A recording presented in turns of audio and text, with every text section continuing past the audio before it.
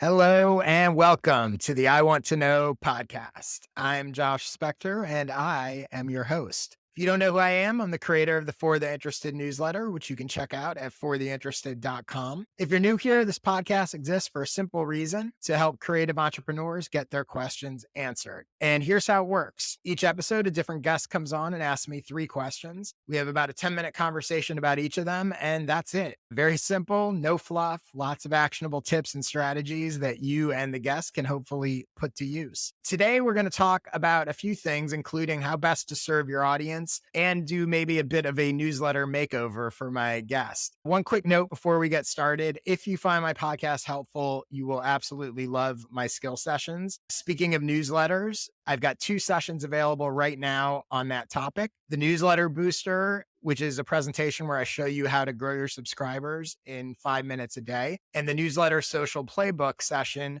shows you how to use social media to grow your newsletter and vice versa. You can check them both out at joshspector.com/sessions. So now let's get to my guest. Today, my guest is Josh Langley, who is joining us from Australia, where it is bright and early his time. So I appreciate that. Josh helps primary school age kids build mental and emotional resilience through his award-winning Being You Is Enough book series, inspiring kids' educational programs, and his school talks. His background as an advertising copywriter has helped him create unique, keep it simple and fun resources that are loved by kids, parents, educators, and child health professionals. All this is despite Josh failing high school, being unemployed for many years, and being told he'll never amount to anything. So I can honestly say that is the first guest introduction who has been told he'll never amount to anything. So congratulations on that, Josh, and welcome to the show. Thank you so much, Josh. It's great to be here. Yeah, I'm excited. I'm excited to have you. I love talking newsletters and I love talking target audiences and all that kind of stuff. So I'm looking forward to getting into it. Let's jump right into it. What is the first thing that you want to know?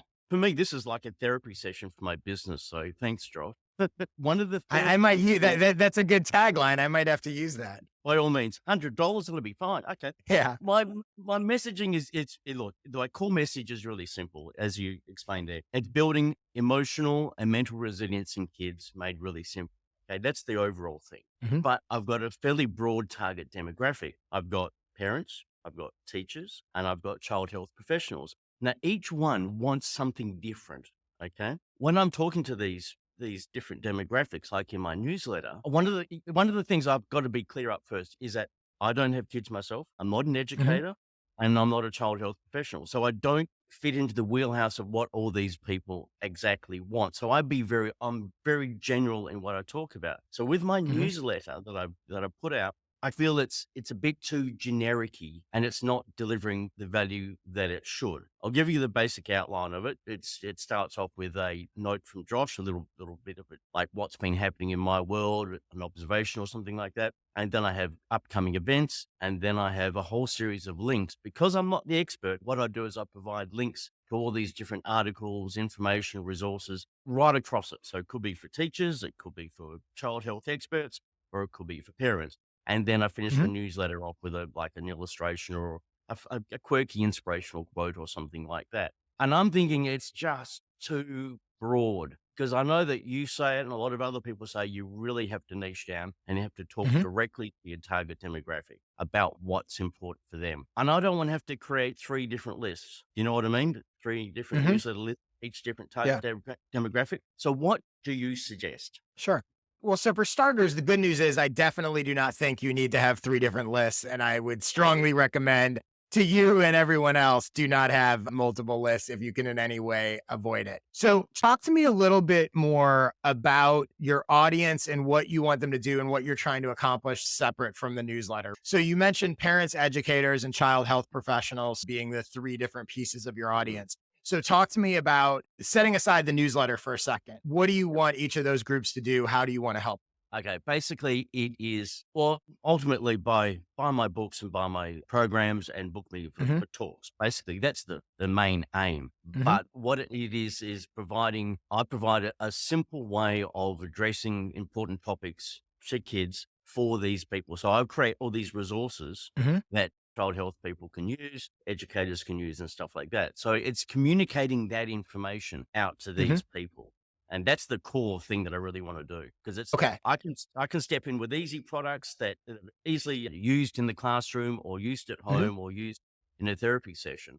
And it's just getting that information out there and showing how that works and the difference it can make. Okay, so let me ask you this question then. Those resources are all essentially accomplishing the same thing no matter which of those three groups of people buy them, correct? Yeah.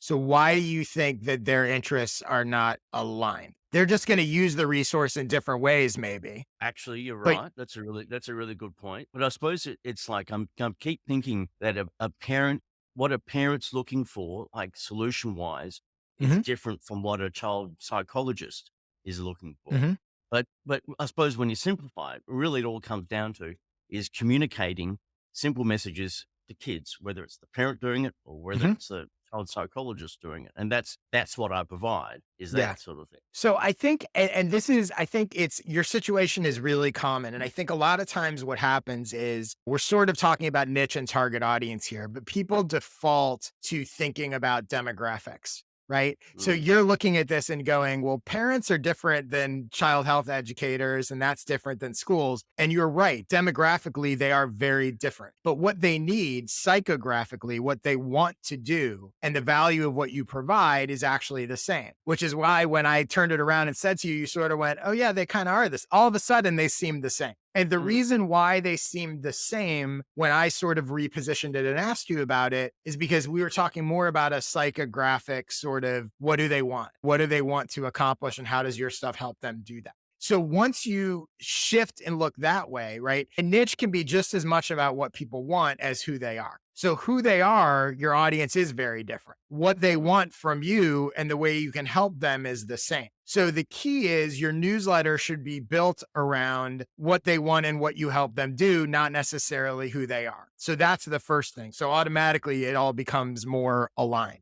The second thing to understand is, and I think it'll be helpful for you. I'm going to put this in terms of my own newsletter. My newsletter, which anyone can check out at fortheinterested.com/subscribe, is geared towards helping creative entrepreneurs grow their audience and business. I have a weekly daily edition that's a one paragraph newsletter. And then on Sunday is a longer newsletter with a bunch of curated stuff. So typically there's 5 main links in that Sunday issue. Now, I might share a link to an article about how to grow your podcast. Maybe, I don't know specifically, but I would guess less than 20% of my audience has a podcast. That is not relevant to 80% of my audience. And I might have another link about how to use Twitter. And again, a lot of my audience doesn't use Twitter. That's not relevant to them. And then I might have another one about how to price products. Maybe most of my audience has products, so maybe that's relevant to more people. And then I might have another one about how to manage your schedule or be more productive, right? Which would be more broadly relevant. But the key here is if you have multiple pieces of content, your goal when you send a newsletter, and this is true for any niche and any newsletter, is to have one thing that everyone on your list, you want them to find one thing so valuable that they're going to open the next time. So when I share 5 links, I'm not trying to find 5 things that my whole audience is going to like. I'm trying to make sure that the balance and the mix, the curation of those 5 things ensures that there's at least one thing for everyone in my audience to go, wow, I clicked that and that was amazing. I'm going to open it again. With your newsletter, let's say that you might go, I have these 3 groups and I want to make sure in each issue, number one, the overall theme of my newsletter is going to be talking about how to help kids how resources and how you can help kids deal with these topics and that should be universally of interest and value to your audience. But within that, you might go, I'm always going to have one thing, or most of the time, I'm going to have one thing that speaks to schools, one thing that speaks to parents, one thing that speaks to the other. When you're talking about, let's say one of those things is a resource designed to be used in schools, you know that those people that aren't in schools aren't going to care about that. But Yeah. it doesn't matter because you have something else in the newsletter for them. Again, all you need is that one thing. And So, that's a really good point, because I wasn't segregating into that, because I mhm. do put about maybe 8 links in there, but now with the conscious idea of going, okay, well, these 2 links are going to be for teachers, these 2 links are going to be for parents, these 2 links are Yep. going to be for child health professionals. Then you're ticking off all those boxes, aren't you? Yeah. And there's no right or wrong here. You can actually label the sections if you want. You could Mm, go school tips, healthcare tips, parent tips, Yeah, yeah. whatever, or you don't have to, right? You just share the stuff and people will find their own thing. The key is that when you are getting ready to send an issue, you want to look at it and you go, if I was a parent, would I find at least one thing in here valuable enough for me to open again? If I was at a school, would I find one thing enough, etc.? The other thing this is going to do for you is when you start thinking about your links in that way, is there will be people that you might see their email address and you don't know what they are. You don't know if they're a parent, if they're an educational professional, if they're schools, whatever. This is also going to give you interesting data because you're going to be able to look and see who clicked what link. So, for example, if you share a resource about how to teach X topic in schools, anyone that clicked that probably is in the schools segment. So now for your follow-up messaging, for your sales pitches, for your whatever, and it doesn't have to be automated, but just when you have something that you want to go out to them, you can go, let's see who clicked the advice for schools link. And it basically is lead generation for you to segment your audience in terms of, oh, these are the people that, maybe you have a special pitch for schools. And instead of sending it to your whole list, you go, I'm going to send it to the people who have been clicking the school advice links. Right. Oh, So, and narrow it down. Yeah, okay. Yeah, because I can do that. I've got that. Yeah, yeah. yeah. Yeah, I'm sure. So now not only do you not need multiple newsletters and your messaging of your newsletter and why to sign up is about this transformation, that appeals to everybody, but you're now programming or curating your newsletter in a way to speak to those specific audiences and using the data you get to identify and then further hone in on who you want to reach. So does all that make sense? Yeah, that's good. I like that. I like that. Cool. One other thing I just wanted to touch on here it's something you said that I thought was really interesting. And again, I think is applicable to a lot of people. You talked about, and I forget exactly the words you used, but you talked about the idea that you do this thing, but you're not necessarily an expert or have firsthand experience. You don't have kids. You're not a teacher. You're not X, Y, and Z. I think that's true and it's valid. Have people say to me all the time, like, well, but I'm not an expert. I think that word expert can be very tricky and misleading because it's very easy to play into imposter syndrome and go, well, I'm not an expert. I don't have the degree in that. I'm not an expert. I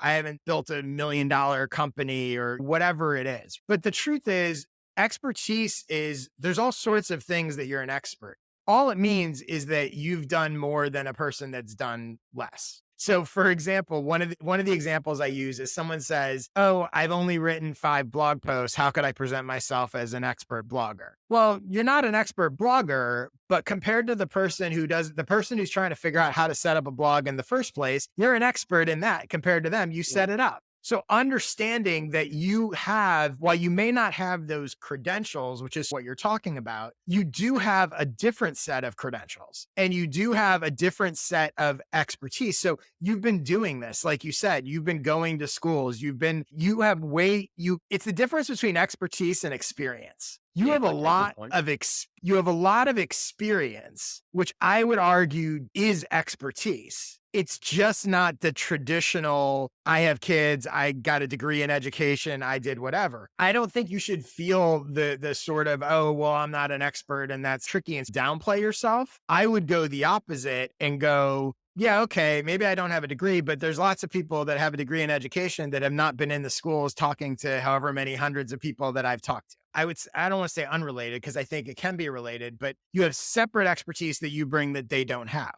So you might go, yeah, there's lots of teachers who have not studied advertising and copywriting and understand how to actually connect a message.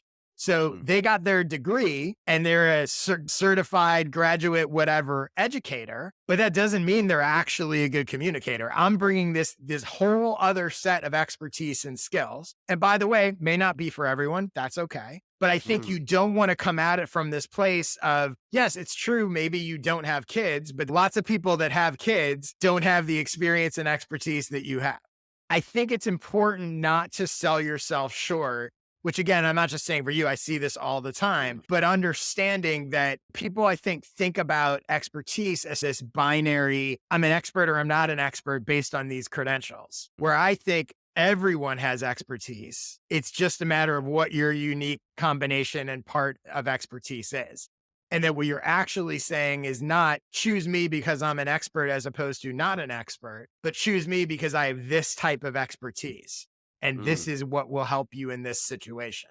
And it actually can become a really big strength and a differentiator for you compared to other people that they're going to maybe bring in, right? I have no idea what competition looks like in your Mm, world, but if a school's trying to figure out, we want to bring someone in to talk about X, Y, and Z, we can bring in the psychologist who's been in a library studying for their graduate degree, or we can bring in the guy who's a master communicator and mm. understands how to communicate with kids and has been doing this, et cetera. I So love just, I love the point you said about communicating, and Mhm, that's one of the things I suppose I've been trying to work out. What is that point of difference? And is actually the word communicating.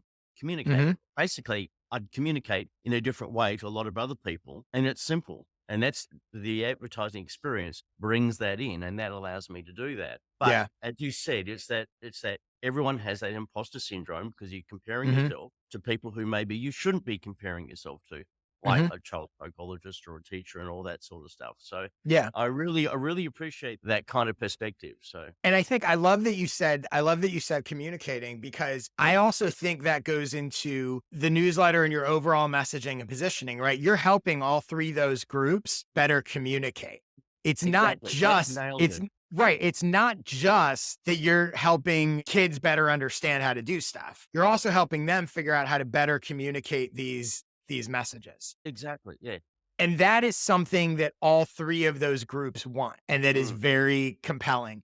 And also, again, depending how you do it and how it all works, there's one version where you're going in and you're doing the communicating, but there's another big piece of this that you're helping them become better communicators. and And I think that, that's sort of the bigger piece. yeah, It's giving the right tools for the parents, educators, whatever, to communicate these messages in a really simple way. So that's one of the skills that I have in doing that for them. So that's what I offer them. well, and here's what's interesting. And again, I'm just taking a quick look at your website, which by the way is we'll put a link in the show notes, Right. joshlangley.com.au. But so right now the headline on your website is Josh Langley inspiring kids and empowering parents. Maybe it should be reversed. Maybe it's empowering parents to inspire kids.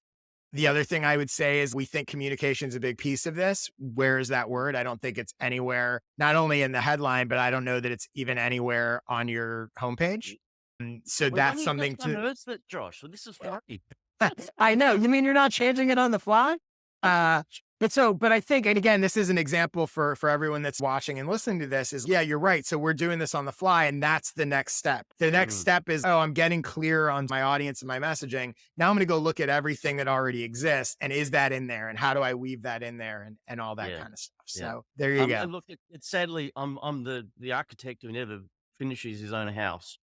Been in advertising for 25 years, and then when it comes to promoting or looking at myself, it's like, so that's That's right. that's Thank you that's very much. everyone. It's so Yeah. much harder to do. I'm the same way. It's so much harder to do Mm, your own stuff. mhm. So let's get to your second question. What is the next thing you want to know? Well, really, it was about following. How do you actually add proper value? Because it's like the Mhm. difference. I heard that you can either have a newsletter that adds value, or you could Yep. have an email marketing strategy where you're just constantly promoting your products or whatever. Mhm. And I think now having this conversation, I've now worked out that the newsletter that adds value, but at the same time, it does promote different products and different services that I've Mhm. got. So I think the two can be combined. Yeah, absolutely. Mm, So let me talk a little about just my own kind of definition of, because I think a lot of people use the terms interchangeably, but my own definition of like newsletter versus email marketing. I view a newsletter as something designed to provide value to the audience. And I view email marketing as something designed to extract value from the audience. yes. Yes. The irony is a newsletter is the strongest form of email marketing. The more consistent value you give to people, the more value you will wind up extracting. So the first thing, and by the way, both are fine, but I think the first thing, and it sounds like you've already made a decision on this, which is one that I agree with, is what do you want to do? Do you want to use email just to sell and try to get value from people? Or do you want a newsletter that in and of itself is providing value on a regular basis? I always recommend the newsletter route. It sounds like you're on that same Mm. page. So then the question becomes, and this goes into what we talked about a little bit before, but who do you want to provide value to, and what's that value that, you want to give them? This is where I think us honing in a little bit on the communication piece helps, because knowing you're writing a newsletter to help show them how to communicate better about these topics is really different than writing a newsletter that's just, I want to tell them about my resources. The newsletter is a teaching tool, and they're going to sign up because they want to learn how to communicate better. Here's where it gets interesting. And this is where alignment is so important. The reason someone's going to sign up for your newsletter should be the same reason they're going to buy whatever it is that you're selling. That seems obvious, but you see lots of people that don't do this. They write a newsletter that's about the topic, but it's not actually aligned with the transformation or the change that they ultimately want. So in this scenario, if someone signs up for a free newsletter about how to better communicate with their with kids about these topics, the logical next step is they go, wow, this newsletter is great. It's really helpful. Now they might not buy, they won't all buy, but some of them will buy. It's very logical for them to go, oh, here's a bigger way that he can help me. Right. So that alignment, you want the newsletter to be a lot, and I'm not even talking about promotion right now, but they signed up because they want to get some change. They want to make some transformation. They want to improve something. And your paid products do the same thing. So it's a very logical step up, and you wind up with much better sort of conversion rates. Right. The other thing I would say about this is when it comes to sort of niche, which is another piece of this, is look, there are no rules with what you can do with a newsletter. So a lot of times people push back and they go, do I have to be that narrow of a niche? Do I have to only talk about this? I also want to talk about this and that and whatever. The truth is you can do whatever you want. You just have to understand that what are you ultimately trying to accomplish? So sometimes people will say to me, I don't understand why I can't just write about whatever I want in my newsletter. And my answer to that is you just can't necessarily expect an audience to sign up for it, or the right audience to sign up for it. Or if you write about politics one week and sports one week and this the next week, people might like it, but it doesn't mean they're going to buy your consulting service. That has nothing to do about that, right? Being strategic in what you're doing. And that's why also before we talked about, these are your three audiences, the newsletter, each issue should have something for those three audiences will help. And I think let's actually work backwards from there. So setting aside audience, what do you want to happen? You want people to ultimately buy what from you? Yeah, I want them to buy the online programs, the books, and book me for the school talks or parent talks and stuff like that. So Okay. that's the ultimate goal. But in the Yep. process is also to empower, obviously, the parents, Mhm. give them the knowledge and the skills that they can communicate these important topics that I talk about to their kids. So So I think that's a very straightforward. Your newsletter is just, look, I'm giving you all these things. I also think whenever possible to focus on actionable stuff, really simple, really simple, quick advice, right? If you can so here's an example, right? If you can in your newsletter say, totally making this up, but if you've noticed that your kid seems anxious, here's a question that you can ask them at the dinner table that will prompt a conversation and get you into a conversation about that without them feeling threatened or blah, blah, blah. Like that simple thing of, I'm going to give you one question that you can ask. And let's say so really easy. Let's say that person reads it and they go and do it and they go, oh my God, that was like a powerful conversation I had with my kid. That was super helpful. Yeah. The difference between the likelihood of that person to buy any of your products compared to the person that you hadn't given that quick win, even if they're interested, is night and day. Now, if you're doing that over and over and over again, that's how you get to the point where people are like, please just take my money, because you have helped them so much. And I think one of the keys here is those small, simple, quick wins. I think sometimes think that people are providing more value because they're like, look, I wrote this ultimate guide. Here's an example, same story, but a different version. Instead of giving the person the sort of one simple question to ask at the dinner table to spark a conversation, you write a 10,000 word blog post about how to help your kid with anxiety. And there's 8 million things to do, and you're going to take 20 minutes to read it. And it's all this stuff. in the creator's mind, often that seems like the more valuable thing. In actuality, the other one's the more valuable thing because it's quick and easy and And simple it's and not doable, it's intimidating to generic, yeah. people. It's doable. They're more likely to do it. And so not only does that give the audience member, the reader, whatever, a quick win and sort of proof of value, it also sends a message to them that the way you operate is not going to be overwhelming. That if I hire you or if I pay whatever, it's not going to be all this additional work for me. That this guy gets that I'm busy and yes, I want to do this and whatever. But I think you see this a lot of times, especially with people who sell courses and stuff like that. People might be interested, but they think they're doing it right. And they're going, I got this new course and you're going to there's 8 hours of videos and worksheets and templates and like all this stuff. And the person on the other end is going, I want to learn this, but that sounds overwhelming. I don't have time for that. My skill sessions are, I was having a conversation with someone the other day. They're 1 hour video presentation workshops, and I put one out once every 2 months. That is very intentional. They're not this course that's 20 hours. There's not a community message board it's not a cohort where we're going to meet every Wednesday for 12 weeks. For example, the newsletter booster, like 45 minutes. I'm going to give you this presentation. I'm going to show you 30 ways or something to get newsletter subscribers in 5 minutes a day. And then there's a 15-minute Q&A at the end of it. And that's it. And you can buy it and just watch that, or you can become a member and you get to go to all of them. But again, all of them is once every 2 months. Get the information, go make it actionable, go put it into action. See you again in 2 months on another topic. So That's the whole concept is to keep it simple, stupid. yeah. That's the idea, Yep. isn't it? That's what I do with all my stuff. But Yep. it's the communicating of that, my own communication of that. Yeah. I like that. Absolutely. Because you think you have to add value, keep adding value, keep adding Mhm. value, when it just actually ends up weighing everything Yeah. down. Yeah. And also people, again, like, especially with what you're doing, there are people, they're intimidated by this. It feels overwhelming. I don't know where to start. I don't like, how am I going to, some of this is heavy, weighty topics and they just don't know. Like, anyone that would ever consider paying you $1 for anything would be willing to ask one question at the dinner table to their kid. If they're not willing to do that, they're never going to buy from you. So it's like you want to make it so simple and basic that, and again, once it works and they get some result, now the whole thing has changed because they're like, wow, this guy really does know something. Like that was amazing. I wonder how else he could help me. And by the way, also in the space you're in, because parents are such a connected community, the other thing they're going to do is they're going to tell their friends. They're going to go pick up the kid at school and they're going to see the other parent and go, "Did you hear this? We asked the kid the question the other day and listen to what he said." And that parent's going to go try it. And so you're going to get some built-in word of mouth, which is also cool. Okay. So let's get to your third question. What is the last thing you want to know? Well, the third question basically touched on it's consistency. I am Mhm. terribly distracted. I will come up with a whole content strategy Mhm. of how I'm going to roll out my social media, how I'm going to put everything, and I'll do it for a month. I get bored and then I move Yep. on and I do something else. And then I find myself sitting in bed in the morning going, what am I going to post this morning when I should have actually automated it all for the month or the week or whatever.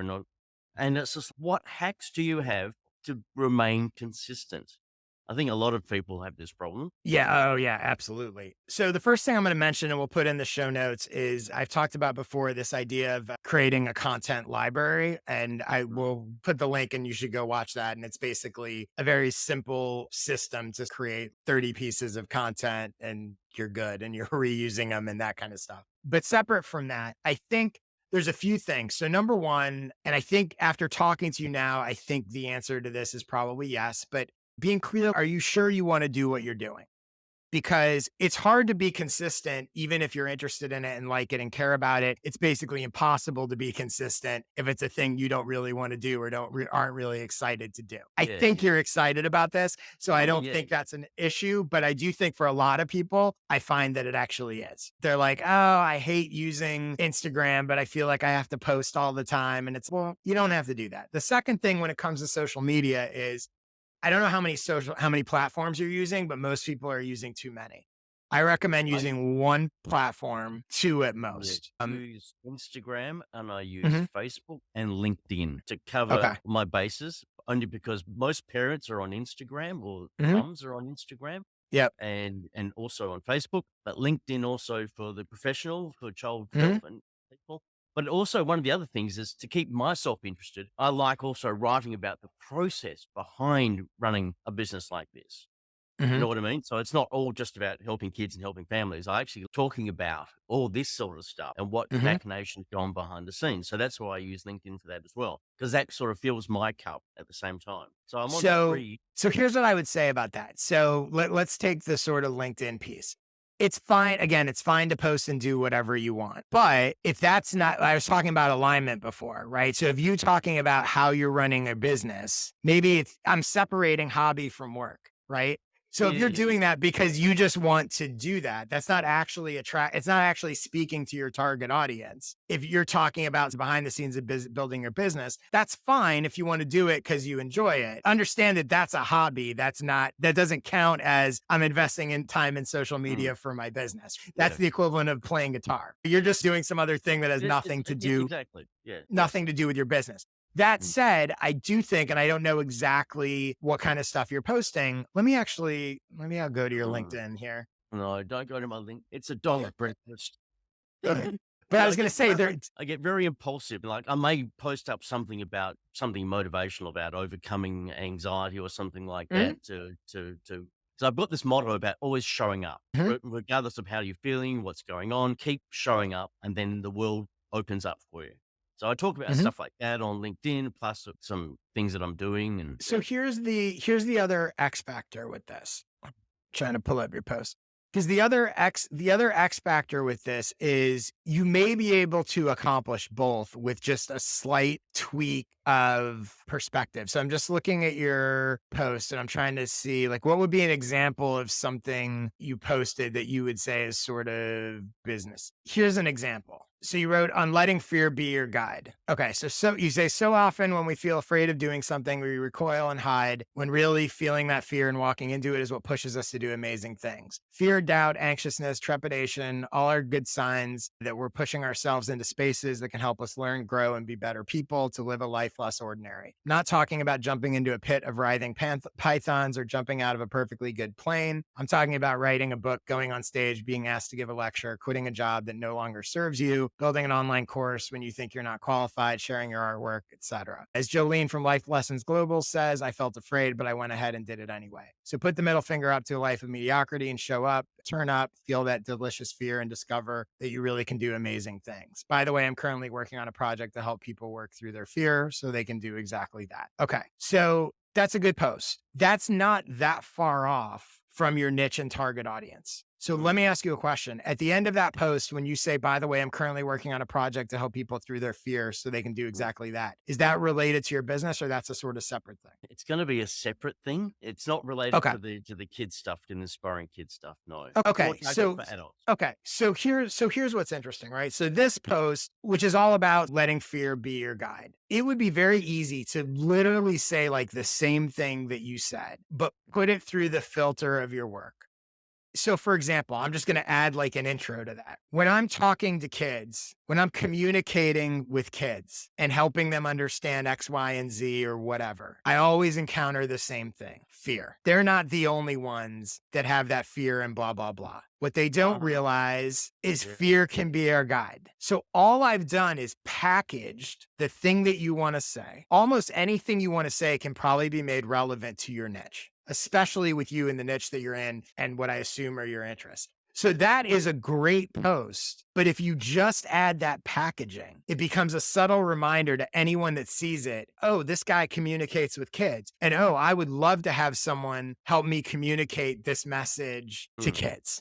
Once you understand that you can put anything, it's almost like a box, right? The niche is a box that you're putting around anything you want. I'll give you another example. I used to run social media for the Academy of Motion Pictures and the Oscars. Okay. I could take that exact post that you just have there if I wanted, and I could package it by literally adding something that's what's the difference between a great filmmaker and a mediocre filmmaker? They lean into their fear. Yeah. They understand that fear is our guide, blah, blah, blah, blah, blah, blah. It's the same thing. It's just themed to the audience that I want it to speak to. Mm. Adding a layer of relevance, especially when you're talking about stuff like that, that is really broadly relevant to just about anyone. That's not that hard to tweak and package. niche. I'll give you another example of how you could do this. That same thing. You could, let's say you do recurring posts that are like those kinds of Mm. perspectives.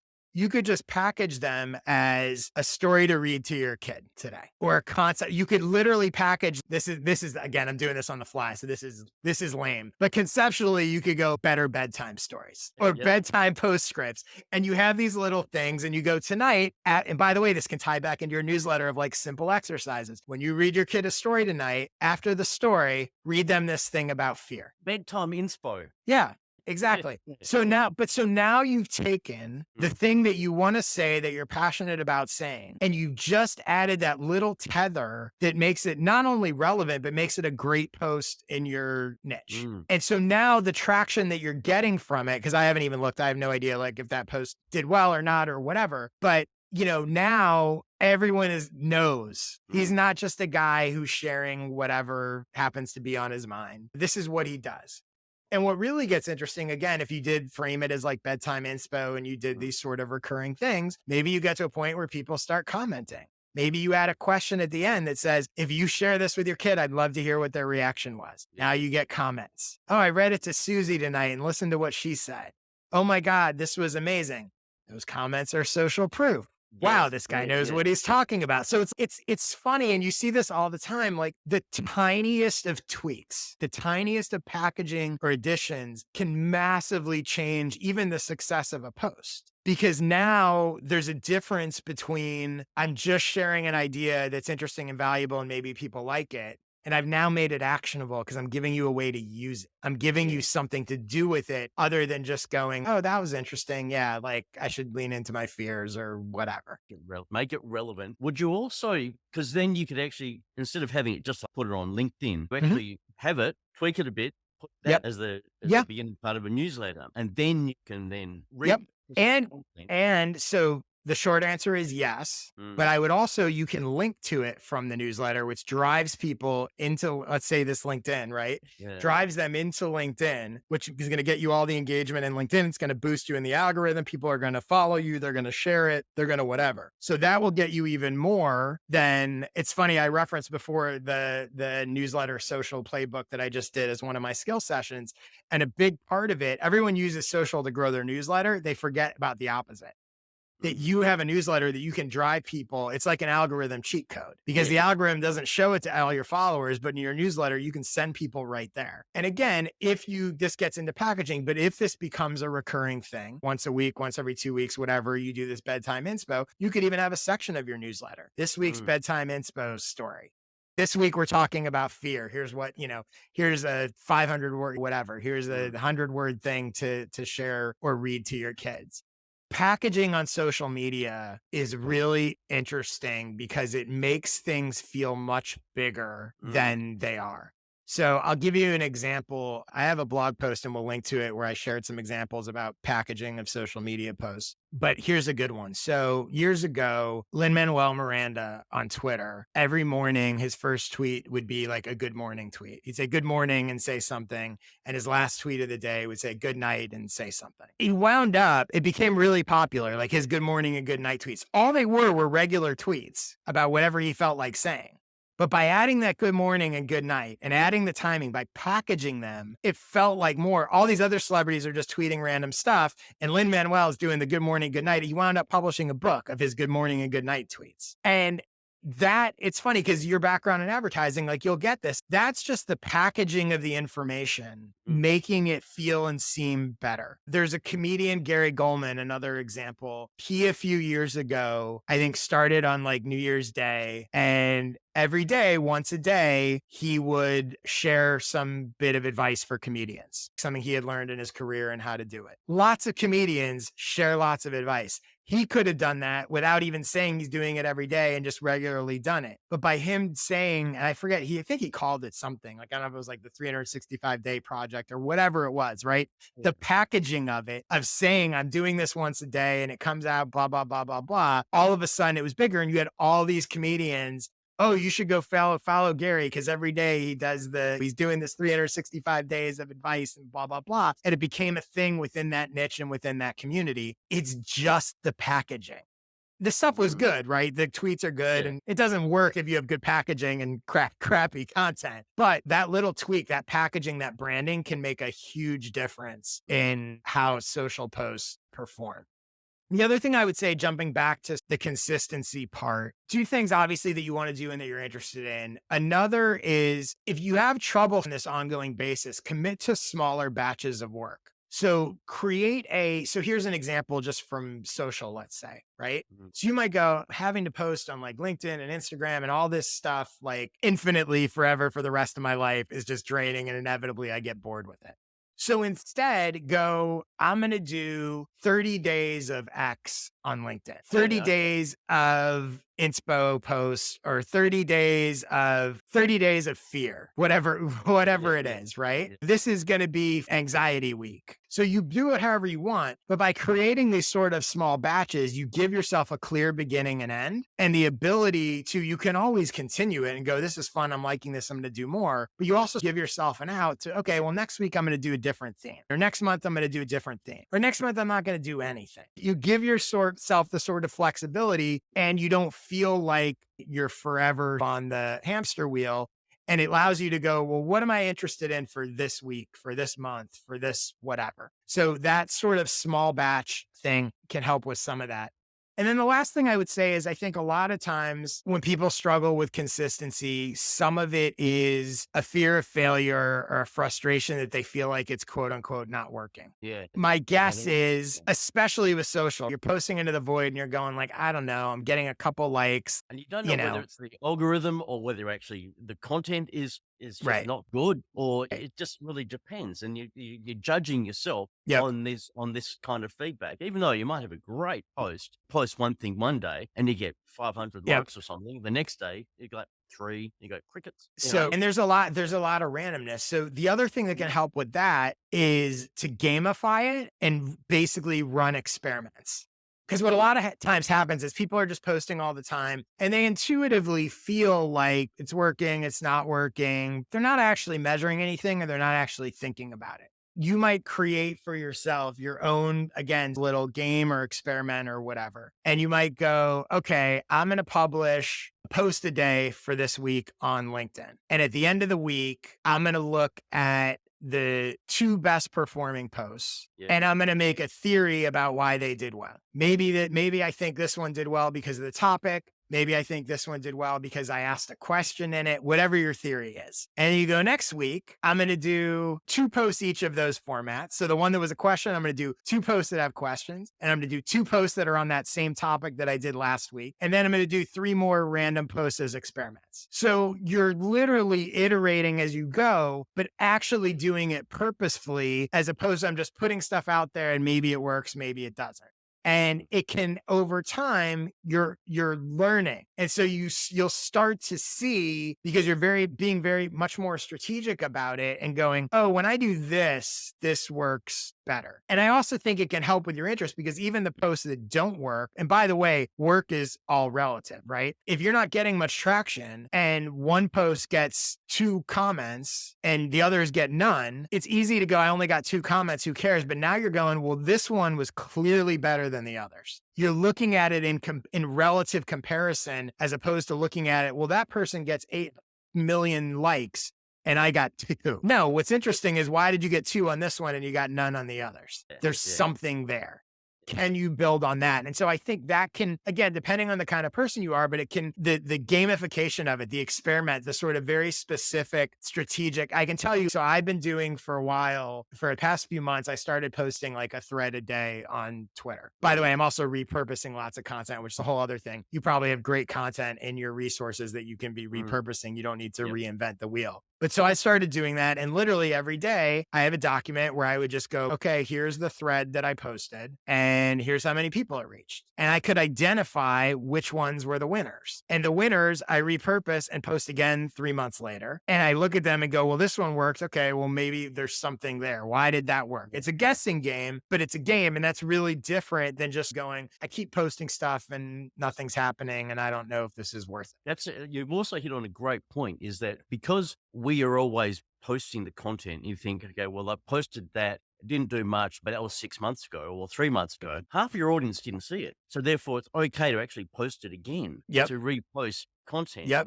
which you go, "Oh, I've already used it." No, Yep. repurpose it, reuse it because it's your audience. Over and over and over again. And Yeah. by the way, that repurposing is everywhere. So you might have a conversation with someone. If you give a presentation, let's say in a school, and a teacher comes up to you and says, "Hey, that line you said about X was amazing." 1,000,000% that should become a LinkedIn post. If you have an email exchange, someone asks you a question. For example, let's say you send a pitch to somebody. I'll use schools as an example, right? You send a pitch and the person writes back and says, "This sounds really good, but what happens if the kids do Y?" Your answer to them should become a LinkedIn post. Yeah. I give talks in schools all the time. A lot of times people wonder what happens if the kids do this. This is whatever. Anytime someone asks you a question about anything, that should become your answer should be a social post because they are not the only one with that question. Oh, I like that. Yeah, okay. It's the 'Cause I get easiest a lot of way. inquiries from libraries and schools, and so my Yep. response is, yeah, okay. So And for I you, suppose in the middle, kids, you just think, "Oh, that's just normal yep. normal stuff." But what will happen is you'll start to train yourself. You'll start to get in the habit of understanding. Literally, I love when people ask me questions. I'm like, "Oh, well, that's a new post." If you answer it, and if you do, I assume when you do stuff with kids, like you might get questions from kids that could be unbelievable posts. Oh, yeah, I I was do given that. a. I do that. Yeah, the silliest things and the I'm sure it's great. So I think all of that stuff. Part of the struggle to be consistent is feeling like you have to constantly pull stuff out of thin air. When you start to realize that you don't have to invent it, you're just collating all the stuff that you're already doing, it becomes much easier to create content. Yeah, I like that. I like that. Cool. Yeah. So there you go. So your LinkedIn's about to blow up. Josh, this was awesome. Thank you for getting up early. I know lots of people have similar questions to the ones that you asked. Let everyone that is watching and listening know where can they find you, where can they get your newsletter, where can they check out your stuff. Okay, just go to my website, joshlangley.com.au, and then all the links are there. So links to Facebook and LinkedIn and obviously Instagram as well. Thank you, Josh. Cool. It's been awesome. Yeah, thank you. And for me, my newsletter, fortheinterested.com/subscribe. If you would like to come on the show and ask me 3 questions, just submit them at joshspector.com/questions. And I'm on Twitter all the time at jspector. My skill sessions, again, if you like this podcast, you will absolutely love them. joshspector.com/sessions. And yeah, that's enough. I will see you or be in your AirPods next week. Thanks for watching.